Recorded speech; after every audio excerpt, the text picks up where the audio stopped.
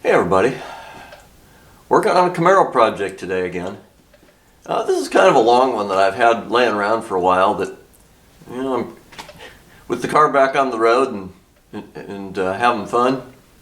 Some things you just put off as not being as critical. But today, it's the heater blower. And this car has air conditioning, manual air conditioning, C60 they call it on the option list. And it has a 4-position blower control. And on a heater car, according to the book, on a heater car it's off in 3 blower positions. On an air conditioned car it's 4 blower positions, and you turn it off by turning the whole air conditioning unit off. So what mine does is, if it's in low, you get low. The next one up, you get a little faster blower speed, and that's good. You get to the 3rd setting and you get nothing.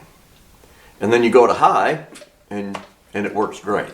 The wiring diagram on this shows that when you get to high, there's a relay that bypasses the system and sends battery voltage straight to the blower. So that one works great. I've been looking at wiring diagrams.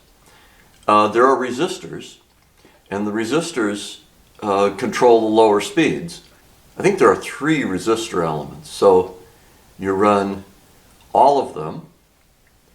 You switch one out to get the next speed, you switch the next one out to get the 3rd speed, and then you bypass the whole thing with the relay to get the full deal. I'm going to go back here in a minute, and we're going to go take a look, because those resistors are underhood actually. And I would say there's probably one of 2 things. At first I thought perhaps the resistors, maybe have a bad resistor. That's not an uncommon thing to have happen. But the idea that low works okay and it uses all the resistors sort of suggests that the resistor isn't the problem. So I'm going to look at the connections and see if I have a bad connection under hood. And if I do, then I may have to go inside and see if I have a bad switch on the blower and see what I would need to do to fix that. Okay, so this is the plug up here. That's where the resistors are. And yellow is on this end, and that is for low. This tan wire is pin C, and that's for the position 2. The light blue is position 3, and then the purple one that's on the side here, you can get a better look. See, the connector's got a bump out on it. That one is B right there, and it's a purple wire that goes over here to this relay, which is the high-speed relay. And so the one that's not working for me is tan. It's the one in the middle. I'm going to say I'm going to try to do is see if I can get a resistance measurement off of those guys and see if I can tell what's going on here. And just there's a sketch. See, there's A is on the end, that's the low blower. C is next, D is next, B bypasses the whole thing and goes out to the blower and to the relay. And so these are resistor elements. It's 1, 2, 3. So the low speed runs through all 3 resistors. The next one up cuts this resistor off. The 3rd position cuts this one off. And actually I said that's the one that's not working. It's the 3rd position. So if that resistor was bad, none of these other ones would work. So I need to figure out what's going on here. And then this goes out, that wire goes to the blower and to the relay. When the relay is tripped, it basically bypasses all these resistors and goes straight out to the blower. So let's see what I can get out of this guy here. So if I go in, I'm just going to back probe the connectors because it's an open connection. I'm not breaching any seals. So if I pick up yellow, it's showing me about 31 ohms. If I pick up the next one, it's showing me 11 ohms. If I pick this one up on the end, it's showing 6 ohms. And then I don't know if I can get to the, in principle, whether I can get to the purple wires. If I get in there onto the purple wires, I get, it says about 5. That seems like quite a bit. Because she goes, well, I'll take that back. That's going through the motor and then to ground. So 5.5 versus 7. So there's only about 2 ohms difference between those two. And my ground is over here on the alternator, so I have a good ground. Well, now I'm going to switch over to voltage. I've got the ignition on, and the blower is on the second speed rather than the bottom. So we're going to get a measurement here off of point number 2.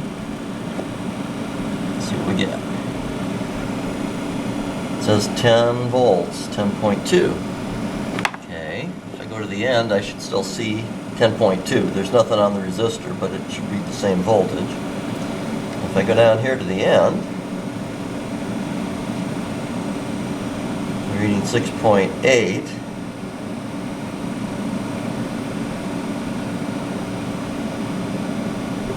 $10.2, right? Well, what's the battery reading? 12.1. Battery reads 12.1, which it should. So through the system, I'm only getting 10 volts out to the switch from the controls. It seems like a little bit of drop. And then as you go through the resistor, the output of the resistor here is 6.85. Alright, so let me try, I'm going to put it on the one that doesn't work and see what we get. Alright, so now I'm sitting here at the, see, I got millivolts. It's nothing, it's just trace dead air, so to speak. And this wire ought to be supplying voltage. Let's see if I get anything. I think the answer will be that I don't. So the answer is it's not sending voltage out here to the connections. Well, I'm going to pull that connector off and just take a closer look at the wires coming in. So that's what the resistor looks like when you get the plug off, and that's what the plug looks like when you get it apart. And I've been testing this blue wire. It's hard to hold the camera and test. It seems to me that there's an intermittent connection here with this blue wire. I can get, right now the car's powered up and the blower is in that position. And if I wiggle this, put a probe in there, sometimes I get 10 volts, sometimes I get 8 volts, sometimes I get 6 volts, sometimes I get nothing. So I'm going to pull that one apart and see if I can get a better look at it. Okay, I'm going to check resistance across this set of resistors, and I don't think there's a problem, but let's just do it while I got it here. So I got my ground on, so this would be A, B, C, and D.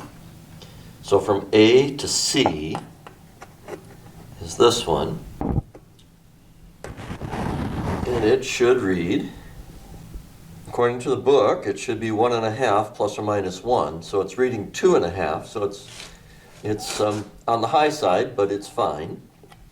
Then from C to D should be 0.7 plus or minus 0.5. Well, that puppy's right on the money. I'm going to go from D to B. Yeah, come on.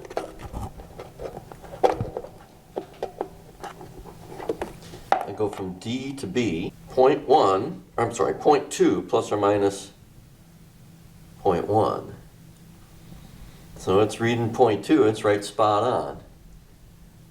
So the resistor looks like it's meeting spec. It's what it should do. And then I did pull out this connector. I used a probe and flipped the little tab on the connector and pulled this one out. And if I go back to voltage, put this on ground on the back to the ground on the alternator. So I'm just going to hold it on there. See, I'm getting 9.8 volts, 9.9. Now, technically, that's supposed to be battery voltage, which is still like 12 volts. So I'm losing a couple volts somewhere in the system. But I've had that on every one of these. Every one of these terminals has been a couple volts low, which says either there's resistance in the AC control switch or in the interconnections. Power comes from the fuse block. It has to go to the air conditioning switch, the one that does vent or AC or heat, and then it loops through there to the blower switch that then feeds up to here. So the fact that it's down a couple volts is a little concerning, but it still ought to be enough. You know, this should still be enough to make it run. So at this stage, I'm still a little bit confused. Well, okay. I pulled out that connector pin, and it was reading almost 10 volts, or 10 plus. You didn't see it on camera because I ran out of hands, but this is a tail light bulb, and I got a connection between there with a jumper wire between here and ground, and while I had voltage, it wouldn't light a light bulb. So then I went in and fiddled with the switch, turned it on and off a few times, and it got worse. So right now, I'm not getting any voltage here at all, nothing but millivolts. So I would say I've run through the diagnostic, the inside switch is bad. Before I tear that apart and see if I've got a part, I did have a spare controller, and perhaps I need to go in and dig and get that, and get the switch out of it. And that's since my heater blower, air conditioning blower switch in the Camaro is having issues, I do have some spare parts. This is an old, I bought a used control some time ago. It's from out of an 88, so it's a little bit newer. The guy just cut off all the wires and everything.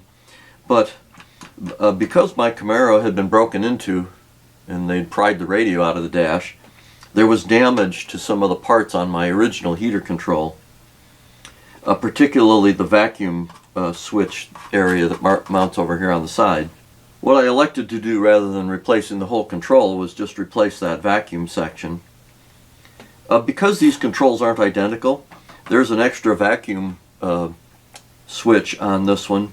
I think the later cars had a heater control valve that would turn off the heater when the air conditioning was running, and mine doesn't. So I didn't need that extra function.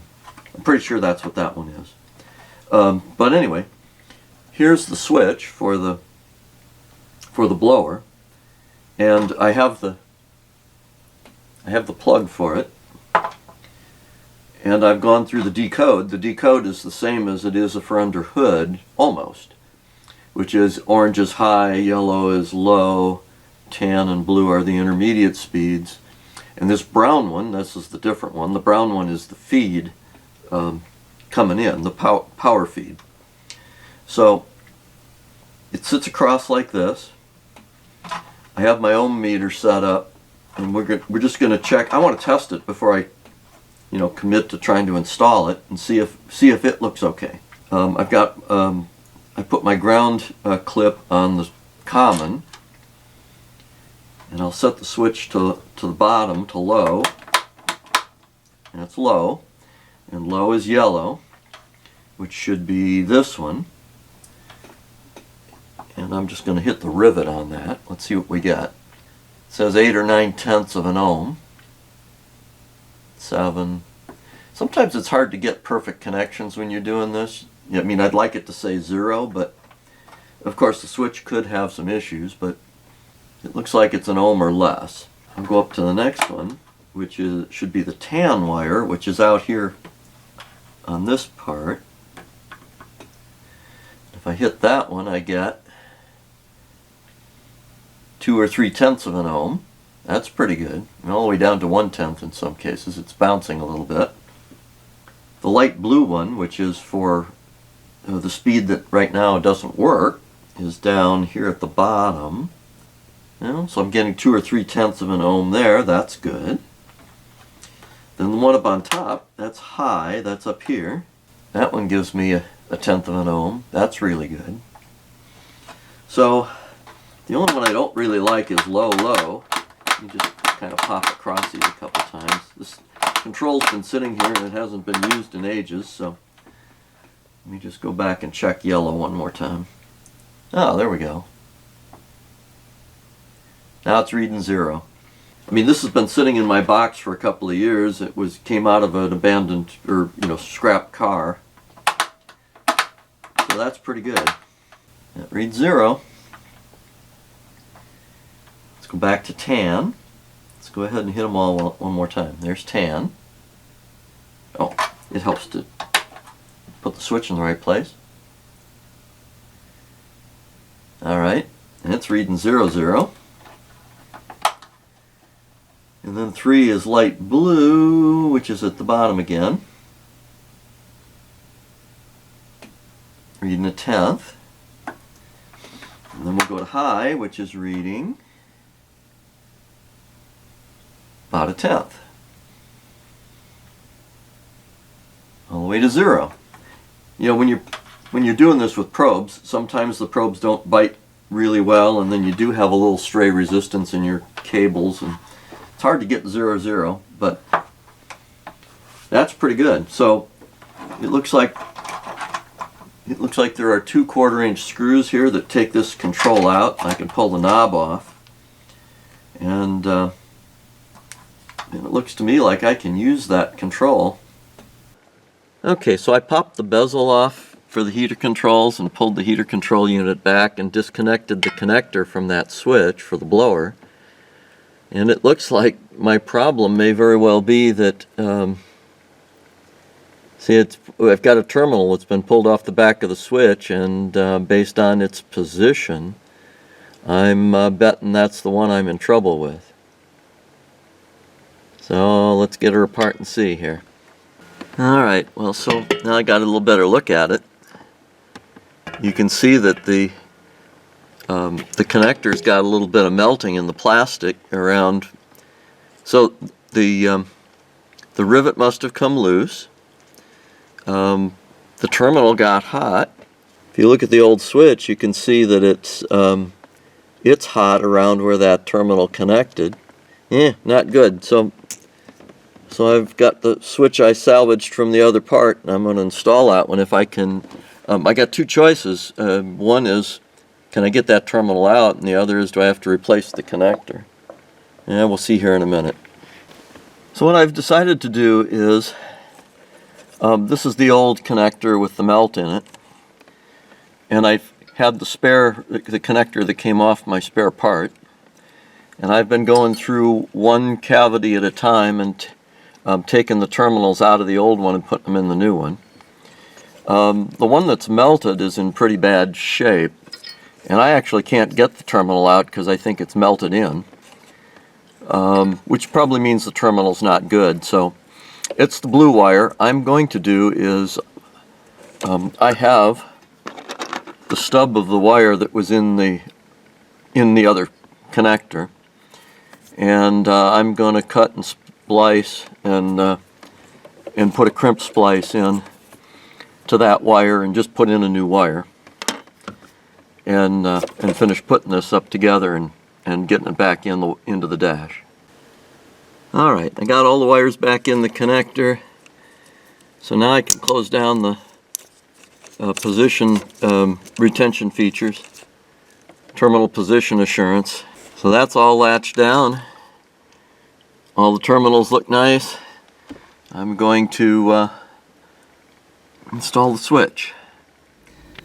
Alright, so here's the old connector, and you can see where it melted, and that terminal is in there pretty well, and again you can see right in here that that's melted in place, keeping that connector from coming out. And I basically had to break that tab of the body in order to get things apart, because what happens is, see these tabs like that hold the connectors in place. There are two things. So when you try to take one of these apart, they go in like this with this tab sticking up, and that tab holds them in place in the slot right there. So in order to get these guys out, stick the tan one in just for fun. In order to get these guys out on this connector, it looks like that, and you need a pointy tool. This one's almost too big, but it worked. And you got to run that pointy tool down the side in there and kind of wiggle it back and forth, and sometimes push the wire in and then pull it back, and then the wire will come out, because what's holding it in is just that tab. And then when you go back together, you kind of bend that tab up a little bit so that you're sure that it bites, because it kind of ends up flattened after you push it. But then, as a secondary, that's the primary latch. Then the secondary latch are these tabs that when you lock that connector down, those tabs hold this terminal so it can't back out. So what I did was, I went one pin at a terminal at a time, and pulled these terminals out and transferred them over to the new one, except for the blue one, which was kind of beyond help. And here's the old switch again, I had a double of a time with that, and you can see that it's been hot. The terminal's been melted. It looks like it wiggles around, so once in a while it probably made some contact, but it's kind of smoked. I did notice that the new switch is a different switch. It's a different manufacturer. So interesting. I had tried to pull this connector off once before, and it seemed like it was stuck, so I left it alone. Now I know why it was stuck. And that was after I knew that. I think this has been damaged for a very, very long time. I didn't want to take it apart and break something at the time, because I was working on things that were more important. Yeah, now I understand. Alright, all back together, the bezel's screwed in. You can hear the low is already working. Here's the next notch up. There's the one that wasn't working, and it's doing fine. And there's high, it goes all the way into high.